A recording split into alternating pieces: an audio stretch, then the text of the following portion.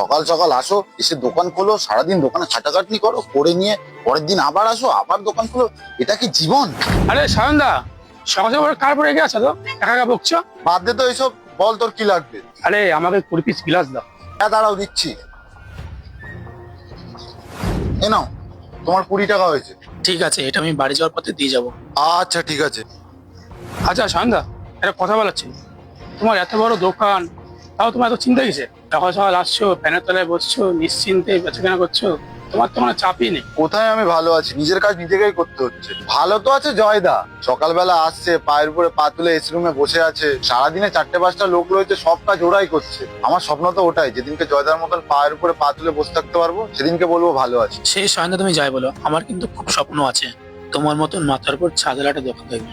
আমি সারাদিন রোদের মধ্যে ঠেলা নিয়ে দাঁড়িয়ে থাকি, নিজস্ব দোকান নেই একটা আমার। সে তো তুই ঠিক বলেছিস, আমার তো তাও নিজস্ব একটা দোকান আছে, তাও তো আমি আরামসে পাখার তলায় তো বসতে পারি। ঠিক আছে সায়নদা, আসে তাহলে। হ্যাঁ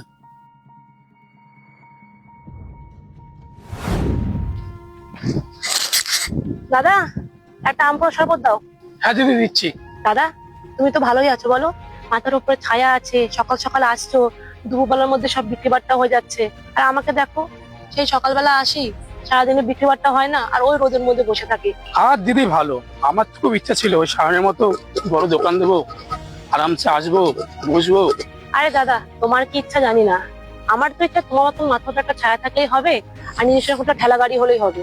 আমার কাজটা দেখো, নিজস্ব কোনো জায়গাও নেই, কাজে কোনো সম্মানও নেই, যে আসছে সেই উঠিয়ে দিচ্ছে, যখন যেখানে জায়গা পাচ্ছি সেখানে বসছি। তা তো ঠিকই বলেছে দিদি, আমার কাছে সম্মানও আছে, আর কেউ আমাকে জলদি বসে দিলেও দেয় না। কেন দিদি, তোমার শরবত।